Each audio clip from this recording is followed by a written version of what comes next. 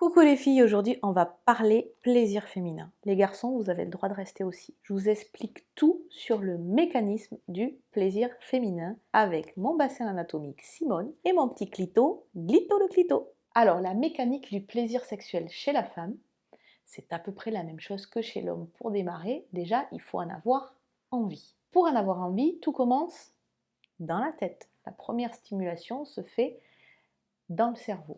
Vous voyez quelque chose, vous sentez une odeur, vous avez envie. La deuxième des choses se passe un peu plus bas dans votre bassin. Qu'est-ce qui se passe en bas? C'est pas forcément évident pour tout le monde, mais en fait, la mécanique du clitoris, c'est à peu près la même mécanique que le pénis. Vous avez les corps spongieux du clitoris qui se gonflent de sang et donc qui entraînent une érection clitoridienne qui se voit peu parce qu'en externe, le clitoris, c'est quand même tout petit. Mais c'est pas la taille qui compte, on vous l'a souvent dit. Donc le clitoris qui vient de se positionner ici, vous avez les piliers du clitoris ici qui s'accrochent sur les branches ischio-pubiennes. On est précis, c'est de l'anatomie. Vous avez ici les corps spongieux du clitoris qui ne sont pas toujours gonflés comme ça, hein. Ils peuvent être beaucoup plus petits. Et avec dessus, ce muscle-là, le bulbo spongieux. Je vous en rabâche les oreilles tout le temps de ce bulbo spongieux. Il est important puisque le clitoris est entouré par le bulbo spongieux. Donc ce qui crée finalement de la résistance, c'est ce muscle-là. Là, le bassin anatomique, on a l'impression que le clitoris est tout petit puisqu'on voit qu'un point, et c'est pour ça qu'on a longtemps cru que l'anatomie du clitoris était minuscule, mais il n'en est rien. Avec Glito le clito, vous voyez bien que c'est un organe quand même assez grand, il est quasiment à taille réelle. Qu'est-ce qui se passe? Vous avez donc une stimulation cérébrale, une envie, une stimulation locale, interne ou externe, mais c'est quand même mieux de commencer par l'externe en priorité. Et le corps se prépare. Et se prépare pourquoi? Le corps de la femme se prépare à la pénétration. On peut avoir du plaisir sexuel sans pénétration, mais nous sommes des mammifères faits pour se procréer et la pénétration est quand même le but ultime de la procréation. J'ai pas dit du plaisir, attention, confondez pas. Une fois que le clitoris est stimulé en externe, plusieurs solutions pour avoir du plaisir. Soit vous continuez la stimulation externe jusqu'à atteindre l'orgasme, une fois, deux fois, trois fois, soit vous décidez de passer en interne avec les doigts, les jouets, votre partenaire, ce que vous voulez. Et c'est là où rentrent en jeu nos fameux muscles bulbo-spongieux. Parce que si vous arrivez à stimuler, en fait, le haut du clitoris par l'intérieur, très bien. Mais lors de la pénétration, notamment par un pénis, c'est ce qui est stimulé, en fait, ce sont les côtés. Et c'est donc la pénétration et les va-et-vient qui font que ça stimule les côtés du clitoris. C'est pour ça que les muscles qui sont de chaque côté du vagin ont tout leur intérêt.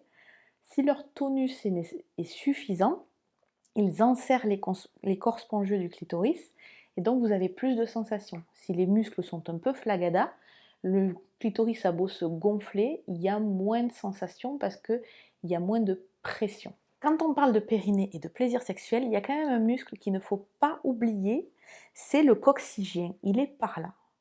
Me direz-vous, il est très très loin du vagin et très très loin du clitoris. Oui, mais d'une manière ou d'une autre, en fait, étant ici, il y a les branches clitoridiennes qui viennent s'enchevêtrer dans tout le périnée. Et donc, ce muscle est très important.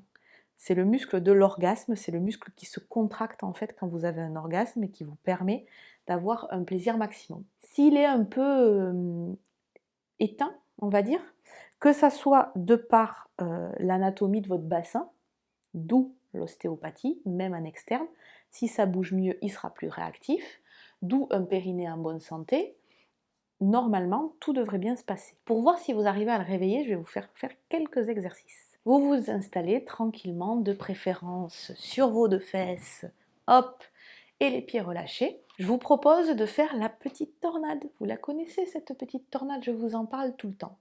Au niveau de l'anus. Donc vous serrez, remontez. Vous sentez le sphincter anal se resserrer et normalement vous sentez que les choses remontent, les organes remontent vers votre tête. Là vous êtes en train de contracter le plancher pelvien, donc un des plus grands muscles de votre périnée. Mais en comparaison, ce que je vais vous demander de faire, c'est un petit triangle.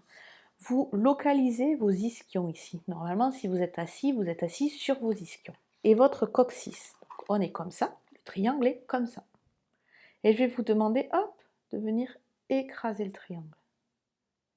Là, il n'y a pas du tout de composante de remontée, il y a juste un triangle qui s'écrase. Et normalement, si vous répétez ça plusieurs fois, vous devez sentir des petits chatouillis, des petites choses qui se passent dans votre corps, que vous soyez un homme ou une femme, puisque les piliers du pénis et les piliers du clitoris sont à peu près au même endroit. Et c'est pour ça que ce muscle est important. Si vous sentez que c'est réveillé, que ça fonctionne, il n'y a pas de souci particulier.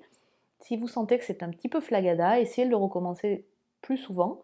Et sinon, vous pouvez vous adresser à des spécialistes de la sexologie, donc kiné, sage-femme, psychothérapeute, etc. À partir du moment où on parle de l'anatomie du périnée, c'est vrai qu'une sage-femme ou un kiné qui est spécialisé en sexo vous apportera quand même des notions bien plus pratiques.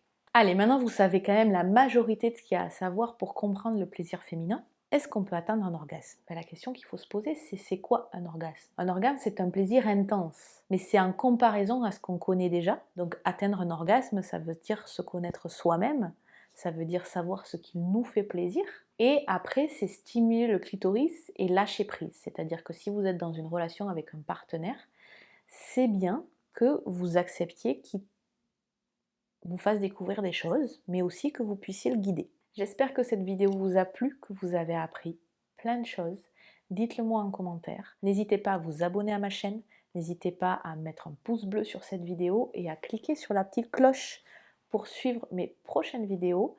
Je vous dis à bientôt et surtout, prenez du plaisir!